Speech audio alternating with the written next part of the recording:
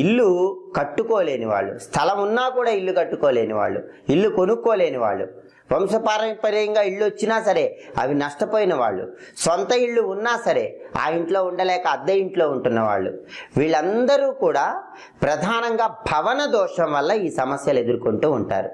మరి ఈ భవన దోషం పోవాలంటే ఏం చేయాలంటే పరిహార శాస్త్రంలో ఒక అద్భుతమైన పరిహారం చెప్పారు. ఆ పరిహారం ఏంటంటే కందిపప్పు, మినప్పప్పు, పెసరపప్పు మర ఆడించి పిండిలాగా చేసుకున్నాక ఆ 3 పిండ్లు కలపాలి. కలిపిన తర్వాత ఆ పిండ్ల మిశ్రమంలో నీళ్లు కలిపి 11 చిన్న చిన్న ఉండల్లాగా తయారు చేసుకోవాలి. ఆ 11 చిన్న చిన్న ఉండల మీద బెల్లం ముక్కలు ఉంచాలి. అలా బెల్లం ముక్కలు ఉంచిన తర్వాత ఆ 11 చిన్న చిన్న ఉండలు బుధవారం పూట గోవుకి ఆహారంగా తినిపించాలి. ఇలా చేస్తే భవన దోషం అనేది తొలగిపోతుంది.